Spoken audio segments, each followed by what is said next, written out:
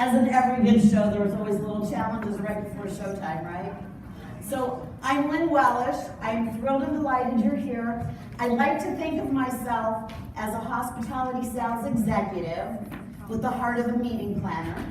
But as you can tell, I have both designations. So I always think my advantage is that I know what a meeting planner wants to buy, but better than that, I can sell anything to anyone. So we have to remember that we're looking at two different mindsets. What we as hospitality sales executives want to sell are our fabulous features, advantages, and benefits. But that might not be what a meeting professional wants to buy. What they want to buy is space in your property that fits their group perfectly, right? So,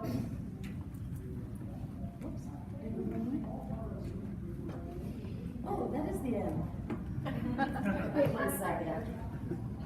I am so sorry. Wasn't that great?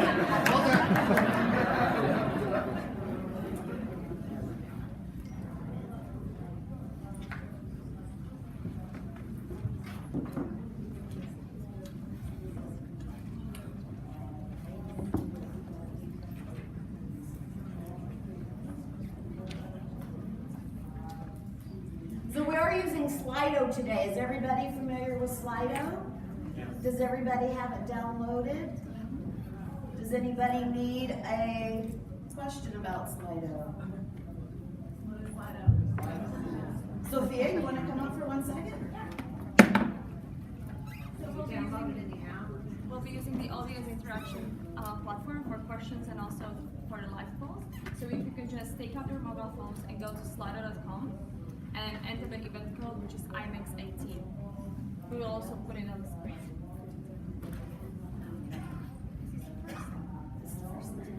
Okay, perfect. So it's slido.com and the event code is IMEX 18.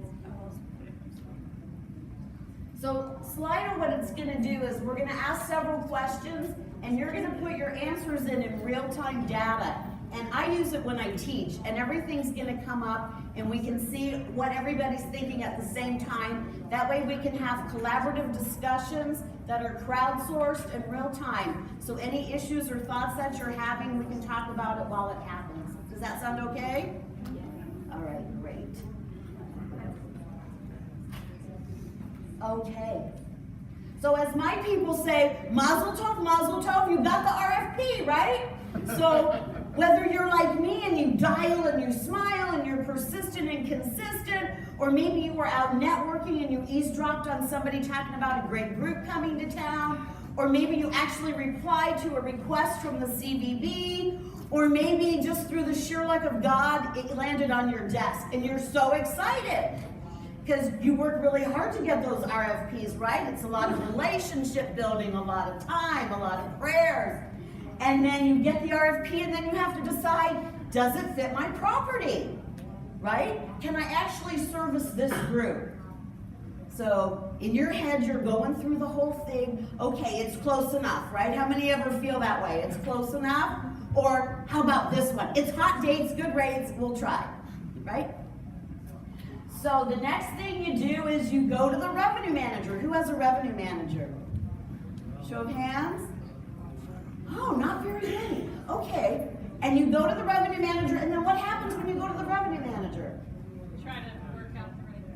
Right, you try to negotiate. He doesn't understand how much time and effort you put into making that sale, right?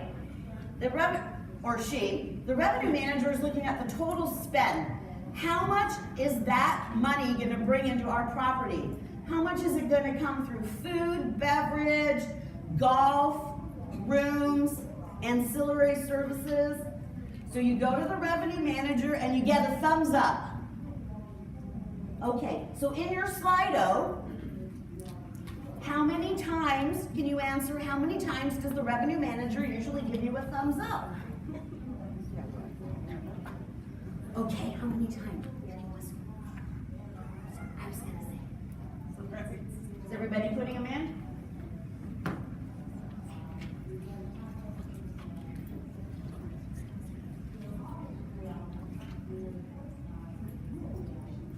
All right, how are we doing there, Sophia? Oh.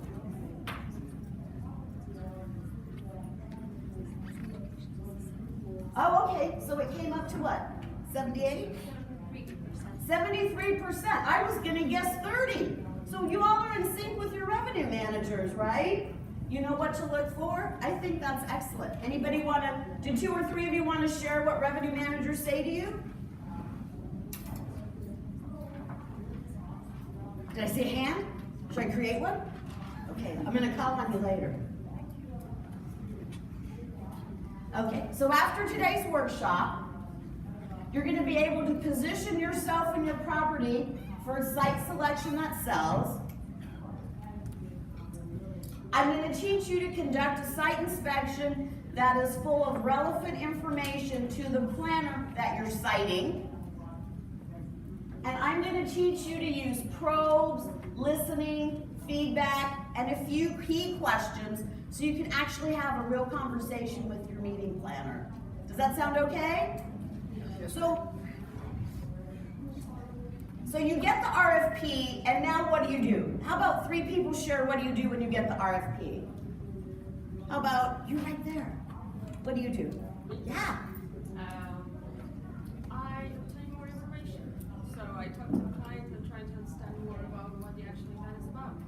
You get more client information from the client. That's great. Thank you for sharing. Anybody else? How about you? Yeah. Well, we're not in hotel sales, we're in destination management. Oh, okay. So when you get it okay, what else do you do? When you get a program, what do you do? Same thing, get more information from the client base, locations, number of people, their hot buttons, what worked and didn't work in the past. Excellent. And what's your name? Lauren? Lauren. Okay, great. Thank you, Lauren. Anybody else? One more? How about you? Yes. What's your name? 2 questions I do is what did they do last year to try to gauge a budget without directly asking, and then just send a proposal that's incredibly flexible. Try to land it. Flexible. Excellent. What's your name? Noel. Noel. Thank you so much. Anybody else want to share? So what I normally do is I do what I call a visual approach. I look at the RFP, I look at the show flow, and oh, how great is that? And then I decide in my head, how is this program going to flow in my property? So the first thing I do is I think about my front desk. Do I have a big enough front desk to handle the check-in? Do you all think about that? Then I wonder, do I have another group checking out when my group is checking in? Is that a back-to-back? Then I think about, do I need to open up a satellite desk or a separate desk for VIPs and dignitaries? Does anybody ever do that? Do you want to share? Have you ever used one of these? Haven't. That's called a catch box. You can talk into it. That's a microphone. Oh, okay. I thought that was easy. Well, wouldn't that be good? No, I haven't ever used a catchbox. This is cool. Thank you. But we do always ask for a separate registration desk, especially if it's a big group, or we ask them to be pre-registered and keyed prior to coming in, so the keys can just be issued without them having to sign in and go through all of that. They can come back later and do everything that they need to do, but at least it gets them into their room and out. Excellent. Now, how big is your property? I don't have a property. Okay. I am the meeting planner. Oh, excellent. Okay. Oh, I like that. Thank you. So you're going to learn great tips to help us, right? Hey, working together is what it all takes. Okay. You hold on to that. You're going to send it to the next person. Okay. Great. So after I look at my front desk, then I think about where in the hotel do I want to showcase for my opening reception? Does anybody have a fabulous place that they like to do their opening receptions? So, right back there, she's nodding her head. You see it? I'm loud, I can say it. Okay, great. We have an outdoor south lawn that is on the golf course, Oh, okay. And how many does it hold? up to 400. I'm a smaller property. Excellent, excellent. Anybody else want to share a fabulous opening reception space? So, I used to do mystery shopping for a lot of Four Seasons and Intercontinental hotels. And one of the hotels in Beverly Hills, on the second story, had an outdoor space that could hold up to 250 people. So imagine how breathtaking and what a great impression that would be on your group when they check in and their first experience at your property is this fabulous view of Rodeo Drive, or this fabulous view of the golf course. Or I used to work at the Hyatt Regency Phoenix, and we had one of those, and so you could do a buyout, and the entire group could experience revolving around the entire city of Phoenix at night. That leaves a great impression on the participants attending that meeting. Then the next thing that I look at is what meeting professionals really care about. Where's my general session? Where am I going to feed everybody? And where am I going to put my trade shows and exhibitors? Because those are the revenue generators that are making my meeting or event possible. So I have a good friend who used to work at Hyatt in Kansas City, and she came on as the director of convention services. And somebody as a sales manager had sold a large group, but they forgot about feeding the group. So they had the general session space and they had the exhibit space. So in her creativeness, she decided to feed everybody in the parking garage. But then you have to go through a lot of different permitting. You're shaking your head. Have you had to do that before? No, but I can see that. You have to make something happen. Right, you have to make something happen. All right, great. So we have the visual approach. Okay, so here's our next Slido question. Do you do research on the planners?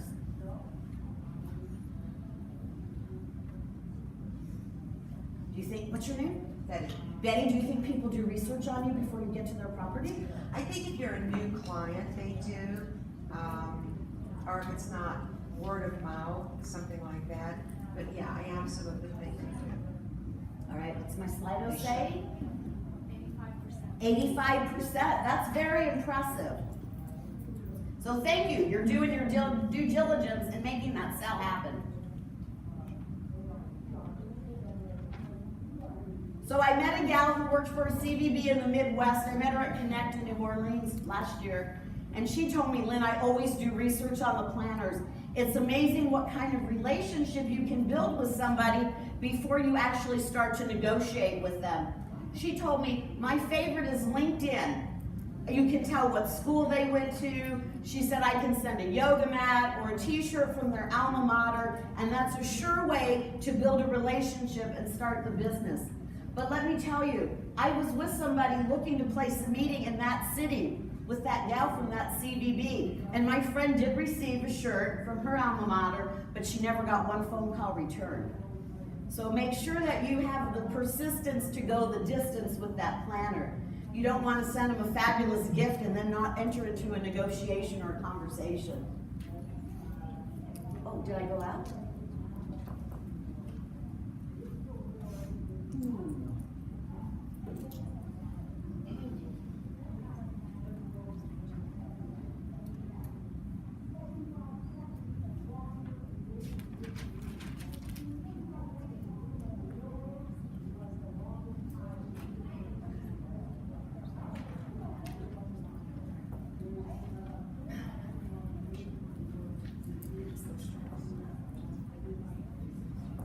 Is it right on the screen?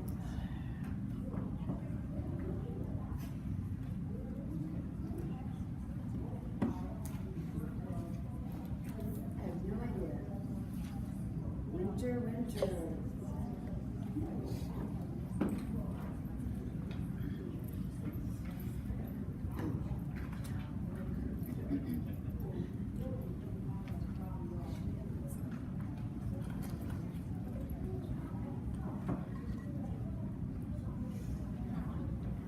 Okay, so let's talk about site inspections. Does anybody here want to share what they do on a site inspection? Do any of you get together with your director of sales or your executive committee and go through and create a scenario for the meeting professional when they tour? Anybody want to share?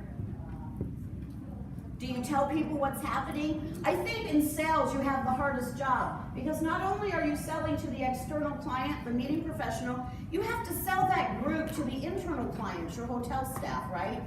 You have to point out to them how important that group is and how much money is being generated by that revenue. So I find a lot of times when you're doing a site inspection, you have to look at things that a meeting professional doesn't normally see. And you have to look at it from their vantage point. So I have, and I will share with you, a meeting planner checklist. It's a site inspection checklist that all meeting professionals use when they tour your property. And I'm happy to send it to you. You can fill out that card and we can talk about it later. But you're able to go through and rate each facility.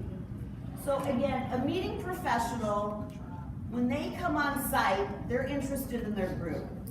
I was working with a small hotel in Tucson, I'm gonna call it The Lodge, and I was working with their sales team. And their sales team, I said, let me see what you do for a site inspection for a meeting professional. So who can guess where that sales team started? Rooms. Exactly, who said that? Oh, Betty, you're so smart, thank you. They showed me the rooms, they were so excited. First they told me that they were a resort hotel in the downtown Tucson area, so that meant no valet parking, no parking fees, and no resort fees. Those are all good things, right? Yeah. Then they marched me immediately to the guest room. They wanted to show me how it had been redone. They wanted to show me the fabulous, which I agree, jacuzzi tub. Most hotels were taking those out, but this was an older property. They wanted to show me the 750 count linen. And then they were so excited by their Aveda products. Right? Then they took me to see the meeting space. I was getting excited. This is our little meeting room. This is our larger meeting room. Okay. Never once did they say, the ceilings are 18 feet high. These are the dimensions of the room. They didn't take me to the loading dock so I could see how big the load-in was. They did show me one room that was off to the side that had a lot of privacy. And then they showed me the restaurant, and then they showed me the private dining room, right? So as a meeting professional, the most important thing that you want to see is your general session space, right? Then you want to see where the meals are going to be served, and then you want to see where your trade show and exhibits are going to be held. So I'm going to ask you to go ahead and close your eyes for a second, and let's look at a site inspection from a meeting professional's point of view. Go ahead and think about your lobby. You can open your eyes if you want. But I'm walking in as a meeting professional into your hotel, and I'm walking through the lobby. Now, most meeting professionals have worked in a hotel before. Would you find that to be true? Right? When you're working at a hotel, you think, what's next? But then when you become a meeting professional, you know what's next. So think about it. I'm walking through the lobby at your hotel. Is the doorman opening the door and saying good morning to me? Is that doorman in a uniform? You know, the trend today is people not to wear uniforms. Have you noticed that? I'd like to know what department people are in by the uniform that they're wearing. It helps me identify. So they're going to go into the lobby. They're going to look around. The first thing a meeting professional is going to look for is restrooms, phones. Who still has house phones? Very few people have house phones. Oh, you do? Where do you work at? Hi, what's your name? Jennifer. Hi, Jennifer. Where do you work? CW. Oh, that's a beautiful property. I like that. Do you have the attorney thing? No. Okay, good. That's even better. Those conference rooms are fun. Okay, so they're going to look at the lobby. They're going to look for dust bunnies in the corner. They're going to look for a ripped piece of carpet. Have you ever worked in your property for so long that you overlook those things? Then the next thing they're going to do is go to your front desk. And they're going to see, are the agents standing or sitting behind the desk? Right? Are they greeting people properly? Are they able to answer any questions? Remember, in a client's mind, in a meeting professional's mind, that front desk is the communication center between the operations of the hotel and the needs of the guest. They're communicating one to the other. My husband and I were at a hotel in San Francisco about 4 years ago, and the fire alarm went off in the middle of the night. So everybody, of course, is going down the elevators. And then the alarm stops. We go back to our rooms. 30 minutes later, the alarm goes off again. It's about 4 in the morning. We all go back to our rooms. The next day, or that same morning, my husband said to the front desk, "What happened last night? The fire alarms kept going off." The person behind the desk said, I have no clue what you're talking about, I just came on shift. So I thought to myself, would I plan a meeting? So far I love the hotel, but would I plan a meeting here? Because in my mind, I thought perhaps they could have photocopied a little thing and put it under, there's only 200 rooms, under the door that said, sorry, we had a smoke alarm go off inappropriately, please use this for 20% off your breakfast. But the fact that there was no communication, that was a little scary to me.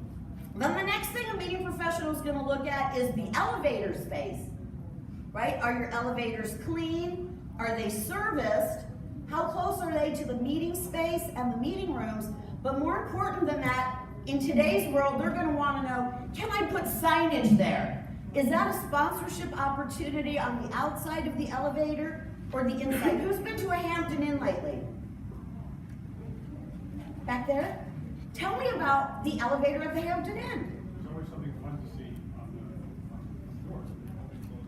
Say good morning, they say have a great day, or what have you. Right, they're self-promoting themselves. They're using it for fabulous advertising space. So that's a fabulous advertising opportunity. Oh, excellent. Let's see where we're at. Slide up. Okay. So next we're going to look at the primary meeting space. And again, this is the most important thing to the meeting professional.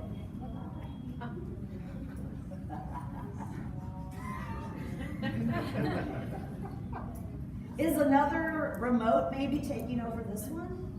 No. Sure. So the meeting professional wants to know, how big is the room? How high are the ceilings? Can I bring in my own AV company? How close are the bathrooms? Where's the reception gonna be? How about this?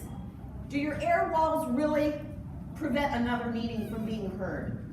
So I was doing an event at a hotel in Phoenix. It was a black tie gala, and we shared an air wall with another black tie gala. And that time the air walls worked. I was so nervous because it was a really good client. So our air walls worked. They're gonna wanna know again, phones, accessibility to the restrooms. Then the next thing they wanna know is your secondary space for your breakout rooms. Now with breakout rooms, don't you have more flexibility? Right, don't you have some rooms at your property you can use for breakout rooms? When I worked at the Hyatt in Phoenix, we had 3 rooms that were on the pool level. They could be sleeping rooms or meeting rooms. You can also use parlor rooms. Perhaps you have restaurants and bars that don't open till the evening. So those are all things that you can also use. Then the next thing you need to know is how many breakouts you need, and that usually flushes out, right? So meeting professionals not so worried about that. Then we're going to look at our sleeping rooms. Yeah, this one. Okay, that's back. So the first thing your meeting professional is going to ask in today's age is, have you had bed bugs before, right? How many get asked that question? No one? Do you ask that? What? I'm gonna start asking now. Oh, are you a planner? No. I would As a bet guest. dollars to donuts if you ask that question. 99% of the hoteliers are gonna say, Say no. oh, no. Not us. So it's like, why ask a question that you already know the answer to? Right? So that's the first thing they're gonna see. Have you had bed bugs? What does the room look like? How many kings do you have? How many doubles do you have? How many suites do you have? But when it comes to the suites, a lot of times in a bigger conference, they're gonna ask, do you have 2 suites that are similar in size, right? Because you've got 2 vice presidents, and you have 1 suite that's more spectacular than the other for your CEO. So who here has properties that has 1 suite more spectacular and 2 that are very similar? Because that's what people are gonna wanna know. Then they're gonna wanna know the pricing, kings, queens, and doubles, suites, and then they're gonna wanna know how many are ADA compliant. Then they're gonna look at the amenities. For me, what I look at as a meeting professional, I wanna know, do you have that makeup cloth so I don't have to make your washcloth black? Then I wanna know, YouTube? Then I want to know, do you have the light up makeup mirror that magnifies to 10? Do you have that? 8? Maybe 8, yeah. And then I want to know, do you have the heat lamp in the bathroom? Because I'm from Phoenix, and when I'm in Minneapolis speaking and I get out in that bathroom, it is really cold. You too? Well, we're from Phoenix, so. Oh, we okay. do the same So who are you with? Southwest Conference. Oh, okay. Excellent. Right, so you may have fabulous Aveda products or Salvador Ferragamo products, but this is what a meeting professional is looking at. Who has light up makeup mirrors in your bathroom? You love them? I sell it to minors. Right? And those are like 12 bucks each or something. It's such a small amount. Then the planner's gonna look at the restaurants, and restaurants today are not as important as they used to be. I was at a conference at a hotel in Dallas in July. I had worked at that hotel right out of college. When I worked there, we had 1,000 rooms and 5 food and beverage outlets. The conference I went to, that hotel now has 1,500 rooms. It has 2 restaurants and 1 grab-and-go place. So people today are using Uber Eats and Postmates, right? I was standing out front of the hotel waiting for my friend's son to come get me. I never saw so many people have Jimmy John's delivered and Burger King delivered, right? So those are opportunities. I was speaking at a hotel in Houston, Texas. Not only did they not have room service, but their food was already pre-made. So I couldn't get a turkey sandwich because it already had mustard on it. So these are just all little quirks that your participants are going to think about. Then a business center. Who has a business center? 1? Nobody else? 2? 3? Nobody else? So business centers, what are their hours? Are they accessible? Do you need a key? Audiovisual is a hot buzz for meeting professionals. They want to know, can I bring in my own AV company? They want to know, is there a liaison fee? They want to know if there's a patch fee. They want to know, what else do they want to know about AV companies? Is there an elevator fee? Right? I once did an event and they wanted an elevator fee for us to use the elevator to unload. The other thing they want to know is this. So I was working with a client, coaching her on a contract. She was so excited. She said, Lynn, the hotel offered me a 10% discount on my audiovisual. I said, oh, okay. Do you still want to make sure you have a clause in there that says you can bring in your own company? Well, when the final contract came, the AV, although it was offered at 10% off, it had the 24% service charge added onto it. So a lot of planners, do you always put that you want to bring in your own AV company? We do where we can. Right. But many of the hotels use a specific AV company, and there is nothing you can do but No use that negotiation. company. See, and these are hot things to planners. Would you not select a hotel because you couldn't bring in your own AV? Okay. Excellent. Now, activities. So a planner wants to know, what is there for guests to do at my hotel? Is there a pool? Is there a spa? Is there a gym? Is there a golf course? If a planner does not put golf or spa in their RFP, who still shows those to them? You do? You do? Anybody else? Who does not show it to them? You don't? I mention it in the site tour, and if it becomes of interest, then we're passing by, but I always allot time to do that as well. Excellent. Then the next thing they want to know about are additional services. Do you have an airport shuttle? We have an Embassy Suites in Scottsdale, Arizona that lands every piece of business because it has an airport shuttle.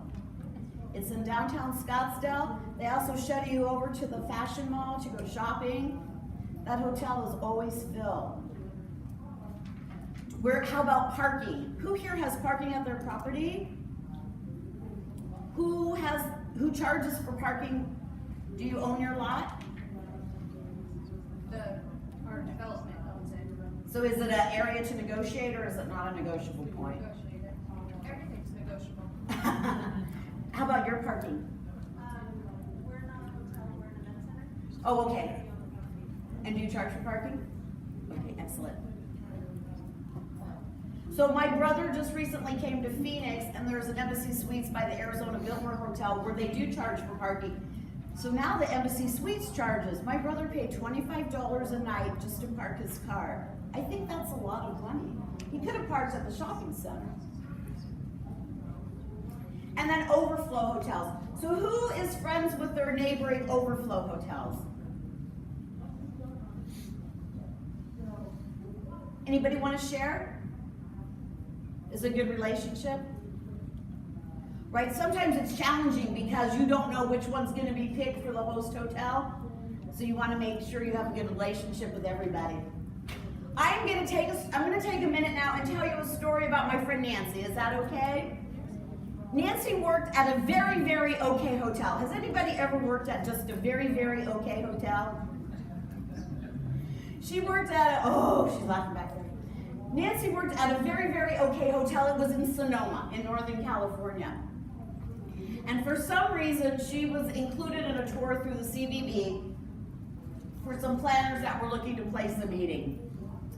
And of course, the shuttle pulls up late, and the grouchy planners get off because they're irritated, and they say to Nancy, we don't even know why we're here. Your property doesn't meet the scope and sequence of what we're looking for. We're late because she showed us golf and spa, which we weren't interested in, and I really don't think your property is going to work for us at all. Have you ever had an experience like that? So Nancy, she was a little older and smarter than most of us. She goes, I totally understand what you're saying. You know what? Our hotel is really small. Why don't you come in and sit down? So she had set over in the lobby a little table with nibblies and drinks. She said, let's just take a couple of minutes. There's the bathroom. Grab something to eat, have something to drink, and then we'll go from there. So after about 8 minutes, everybody's blood sugar was fine. They went to the restroom. Nancy said, my hotel's really small. I'm going to respect your time limit. So she walked him down the hall, and she walked him right into the general session room. She was lucky that day because her ballroom wasn't being used. And she said, this is our grand ballroom, and this is where I envision your general sessions, and this is how high the ceiling is. These are the dimensions of the room. There's where the restrooms are. There's where the phones are. Yes, you can bring in your own AV company. Do you have any questions? So they jotted notes on their meeting planner checklist, and then Nancy did something incredibly daring. She walked everybody right down the service corridor. Have you ever done that? Walked a meeting planner down the service corridor? She walked him right down that service corridor into the main kitchen, and there was the executive chef. And he said, hi, I'm Chef Randy. Nancy is going to show you the perfect place for your opening reception. Because we're in Sonoma, we like to showcase local wines. So what I've done for you today is I've prepared 3 craft hors d'oeuvres for you to sample with the wines. I know you're on a time limit, so I won't take too much of your time. So they were in there about 5 to 8 minutes, eating nibblies and tasting the wine. And then Nancy led them right back through the service corridor into a smaller ballroom. In that ballroom, she had set some of the standards, tables, chairs, schoolroom, china glass, and silver, so that they could see what the standards of that property were. Nancy then led them through the front of the room, and she said, this is where I envision your exhibitors and trade shows being, but I've got some breakouts going on. So she led them down the hall, they looked at some breakout rooms, and then she led them outside, right past the pool, and didn't say a word. She led them into a tower, and she showed them 1 king and 1 double-double, asked if they had any questions, and led them right back past the pool into an outdoor area for the opening reception. She said this is where the chef had told you would be the perfect place for our opening reception. So she talked a little bit about how they'd set it up like a farmer's market. They'd showcase different wines. They'd showcase different craft hors d'oeuvres that the chef would make. From there, Nancy led him back into the lobby, and sitting at the table was a very tall gentleman. And he said, hi, I'm Drew. I'm the general manager of this hotel. I know Nancy has done a great job showcasing everything for you. I want you to know how important your business is to us. I'm here to answer any questions you have, any feedback you have, or listen to any of your thoughts. And by the way, the chef has packed everything up for you to go. So that general manager sat with them for about 5 minutes and he said, I know you have another property to see. We don't want you to be late. And he helped them all onto that mini coach. And Nancy landed that business because she had taken the time and energy to show that meeting professional what they wanted to see. She had the ability to sell that internally to all the employees of the hotel and show them how important that piece of revenue was to that hotel.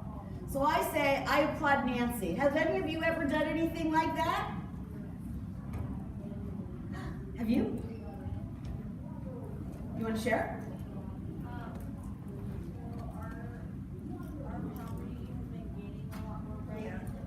Wait. Ready? Here goes the smash box. Thank you.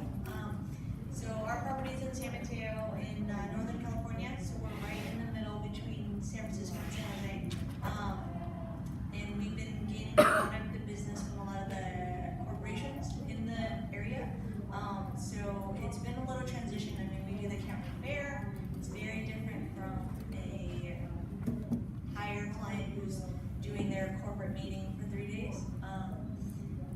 And they just have a higher expectation. So it's been a little challenging bringing all the different team members into kind of, hey, we want to land this deal, we want to land this conference. It's going to be a lot, but in the end, it's going to be good. So it's just been a little different, but it's worth the effort and having water in our boardroom and our CEO to say hello and then taking them on the tour and then taking them out to their car. So it's worth it in the end. Right, and I applaud you for doing that. Remember, you want to do business with people like you and people that you like, right? It's easier that way. You have more in common. So, next we get the inquiry calls, and in our minds, those should be a slam dunk, right? You should be able to make that sale the minute the phone rings.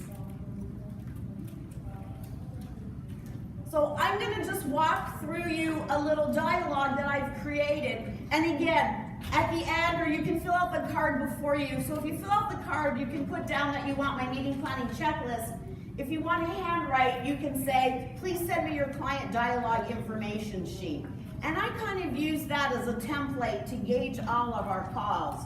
So as I told you before, I used to do mystery shopping for a lot of Four Seasons and Intercontinental hotels.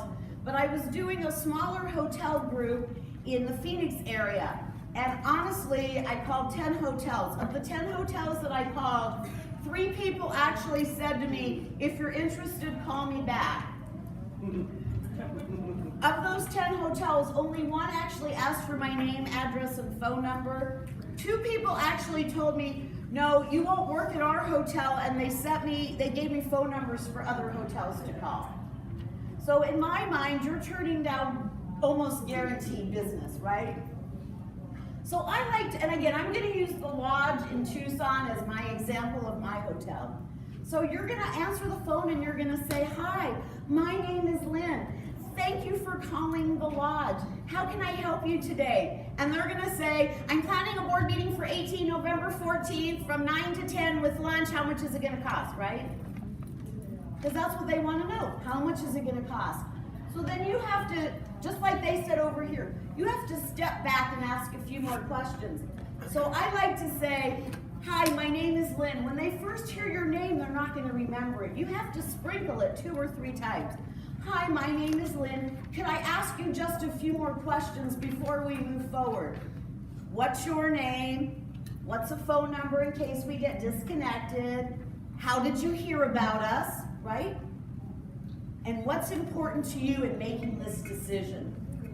Then the next thing that you want to know is, have you done this meeting or event before? What worked well? What didn't work well? Can you tell me a little bit about the profile of your attendee? Now, that makes a huge difference. The average age, the fitness level, the expectation, their income level, that tells you a lot about what they're expecting. What is important to you as the planner in making this decision? Then you have to drill down further And as you're talking to people, you have to acknowledge what they're saying. This is your first chance at building that rapport. So you have to do cute things that may feel uncomfortable. I understand, I hear what you're saying. Yes, that's correct. Maybe that could work for you. Then you're gonna ask the close-ended questions. What date range are you looking for? What time do you want your event to start? How do you envision the flow of it going? What's your price range? Do you have flexibility in your dates? Those are all the questions that are gonna help you land that sale, because you're talking to them about what their needs are. You're not telling them how fabulous your hotel is. They may already know, they may have already been there. They want to know about putting 18 people for a board meeting. Then what you want to do is show them you paid attention. So you're going to wrap it all up in a pretty bow. And you're going to say, if I'm hearing you correctly, you would like to have a board meeting for 18 on Wednesday, November 14th. It's gonna start at 9 a.m. It'll end about 4. You want coffee breaks. You want lunch outside or in a different room. What's important to you as the person planning the event is that it has a resort-like feel, but it's less than a 5-minute walk from the parking lot to your meeting space. Did I hear you correctly? Is there anything I overlooked? That's gonna get you the sale because you're telling them what they want to hear. You're paying attention to them.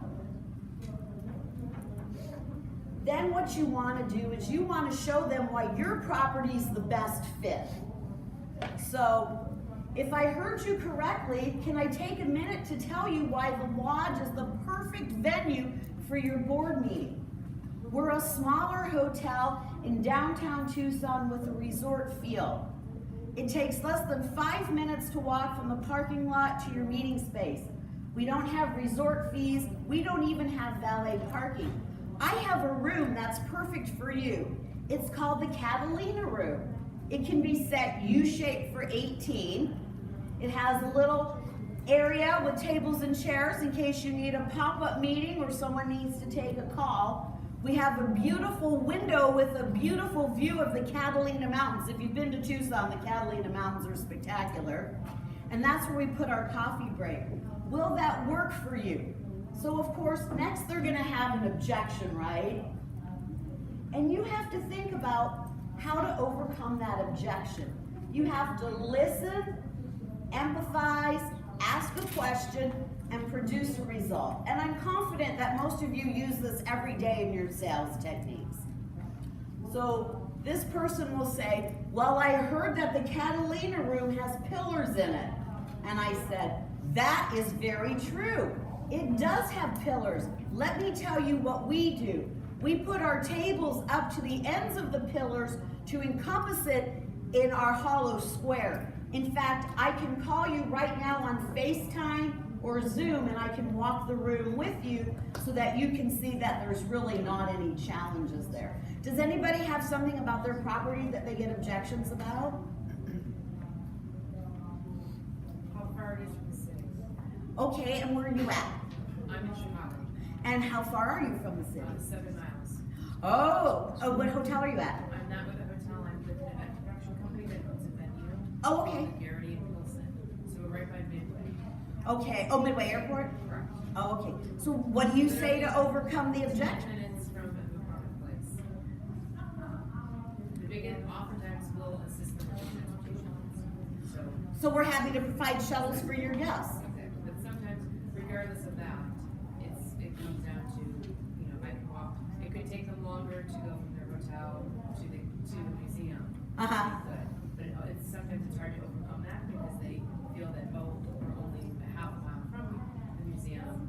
It could take them that long to attack. And so do you say that to them when you're on your site? I would like to meet you at your hotel and walk with you to the museum, and then I'd like to provide a lift to take us to my venue and you can see the total travel time?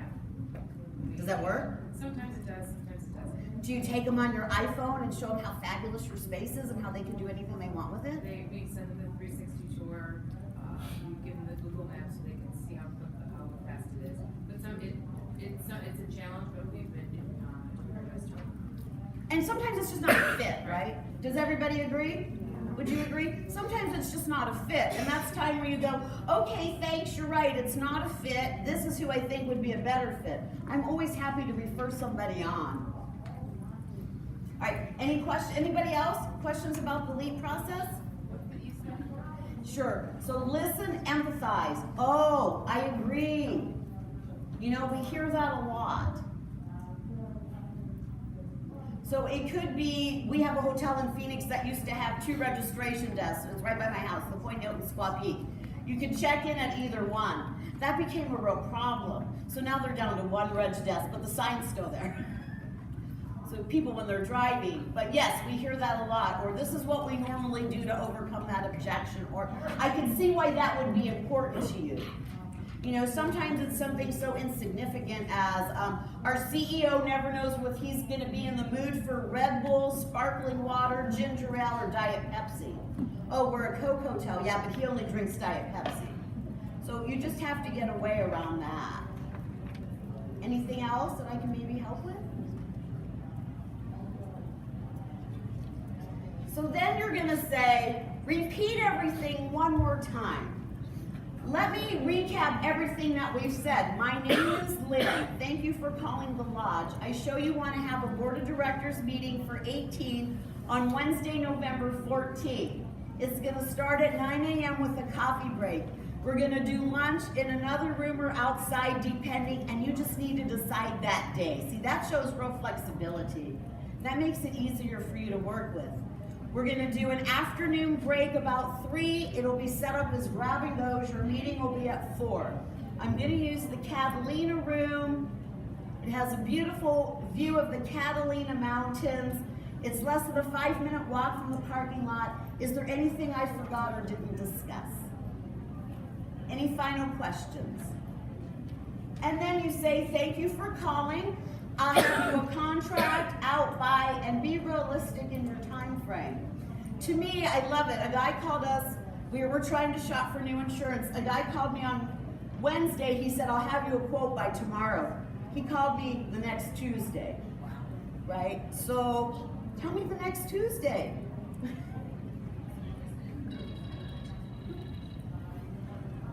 So, in front of you, I have just placed a card. Have y'all had fun today? Did you learn something? Yes. You know, yes. I have a question. We didn't talk about one terrible thing that hotels do to us. We're going to get to that in a minute. We are? Okay. Yeah, I have a whole Q&A. Okay, good, thank you. Is that okay? So I have these cards in front of you. If you want to go ahead and fill them out. On the back, I have, for you, I'll send you my meeting planner checklist. If you want to handwrite, you can also put that I'll send you the client information dialogue that we just went through. So would you agree that we all need just a little bit of help closing? You need a little bit of help closing sometimes when you're making a sale. So you can go ahead if you want. I can send you some information about my sales training program. And so, yes, you see, I am asking you for a referral, but I'm asking you as hotel salespeople, when was the last time you asked for a referral for your hotel? So think about it. We always need to be out there selling. All right, perfect. So I love what I do. I'm glad you had fun today. I am now taking any questions. Yes, sir. You already talked about resort fees, haven't you? I talked about resort fees. Do you want to talk about them some more? They're terrible. I agree. Do you want to know what's terrible about them? Please. They give you things that you should get no matter what, right? Like, why should they charge you for Wi-Fi? Why should they charge you to use the gym? What else don't you like about them? They're a hidden cost. Yes, they are. That's the biggest problem. They're a hidden cost. And so how do you handle that? Try to negotiate it out of the contract, or at least get some sort of amenity for it, or ask them not to provide the services. Right, so I'm going to share with you what I have another friend, Nancy. Shockingly, she does site selection. This is what this actually happened to my other friend, Nancy, 2 months ago. She does small meetings, but they're all board of directors meetings, so they're all less than 20 people. So she usually gets the executive meeting manager, who is usually brand new to the job, right? And she's doing VIP stuff. So Nancy got a gal that assured her that there would be no charge, no resort fee, and no Wi-Fi fee. So the director of sales called my friend Nancy back and said, I'm so sorry, Ashley is brand new, she gave you incorrect information. I do have to charge for Wi-Fi and resort. So my friend Nancy said, absolutely no problem, I used to work in hotel sales. The total amount that I would have saved is X amount of dollars that you're now asking me to spend. So tell me where you can offset that in other costs in your line items. Because certainly as hotel salespeople, you get your commission based on the sale of the room and that price, right? So wouldn't you rather that money come from a bartender fee that's waived or some other fee that's waived that doesn't affect the hotel sales rate, right? That ADR. So those are all things to put at the negotiating table. Who here has people that try to negotiate their resort fees? And do you do it? Do you negotiate yours? No, where are you at? Okay, good. Anybody else negotiate resort fees? So when I used to do mystery shopping, the Four Seasons here at the Mandalay Bay, they said their resort fee was for parking, internet, 2 bottles of water, and a shoe shine. So you have to see what value you're getting for that. Any other questions, thoughts, problems? There's gotta be one more. Okay, so these are the Slidos. So if you want to go ahead and take a minute to do those.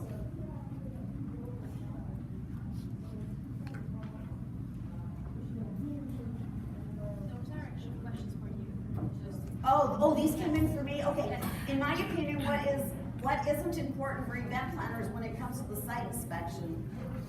I think everything isn't important to an event planner, don't you? Right? You don't know what amenities your guests are going to be using. I know my dad's 84 and he's diabetic, and so when we travel, we like him to have a refrigerator for his diabetes medication.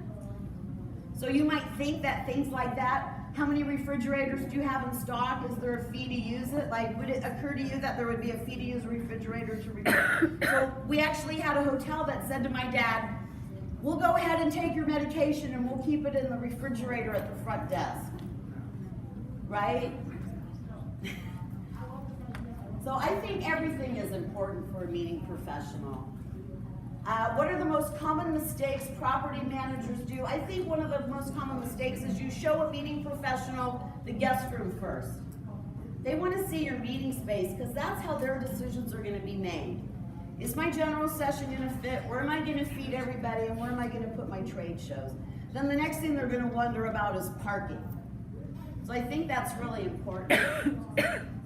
What do you think appeals more to meeting planners, price or convenience and excellent customer service? I think that a meeting professional, like all of us, shop the first time for price. But I think the second time you shop for service and convenience. So I have a friend named Joyce, not the brightest bulb. She was planning her daughter's bat mitzvah. She signed a contract at a hotel because they had a lower food and beverage minimum than the country club her husband wanted. But she didn't realize that she didn't ask them to hold to that pricing from 18 months, and she didn't look at the pricing at the country club. In her head, she thought the minimum meant she had to spend less. So I think all the factors come into consideration. Is there a benefit to meet with a DMC when citing multiple hotels for a specific program? The answer is there's always a benefit to meet with a DMC. They are your feet on the ground in a new city. They know the ins and outs of every one of those properties. They know the good things and the bad things and if they're hard to work with or not. So there's a hotel in Phoenix called the Fairmont Scottsdale Princess, which I cannot think of anything horrible about working there, can you? Exactly. But you might go to a different property named the Phoenician, and they are a very difficult property to work with. But if you don't know that, and you're just going through the Sheraton, the Starwood sighting of the hotels, you might come to the Phoenician and go, oh my gosh, this place is beautiful, it's got escalators, it's got a fabulous ballroom. You don't realize the loading docks are only 2 or 3. You have to hand carry a lot of stuff. It's not so convenient for parking. It's to the hinterlands for your guest rooms. So I think taking advantage of that history and that experience of your destination management company is priceless. Yes, hi. So my question kind of leads on from what you just said. Excellent. We are from the Bahamas. We're independent event planners. We work at a lot of the hotels on the island. How can we stay or remain diplomatic when it comes to difficult questions about hotels? I think you have to be honest or you're not doing a service to your client. You might be doing them a disservice. And so I'm going to talk about this in my afternoon session, but I used to work for an audiovisual production company and I ran recently into the owner. She said, Lynn, I did a program in Orlando and the power was $19,000. I did the same program at the Phoenician and the power was $23,000. How do you explain that to your client, the difference in that power? And so that's something that you would say to your client. This hotel might charge a higher power fee, but it's a shorter load in. The loading docks are easier to get to. If we forget a flashlight, they've got one there. There's no problem to drop a spider box. However, so you have to know the features, advantages, and benefits too. Right? Because the client's paying you, not the hotel, right? Yeah. Did I answer your question? You did, yeah. I love your smile. You look like the girl from Younger. Have you seen that show, Younger? All right, any other questions? Thoughts? All right, thank you so much. Go ahead and rip your card. There's some evaluations you can do at Slido, asking for feedback, and you can rate my session.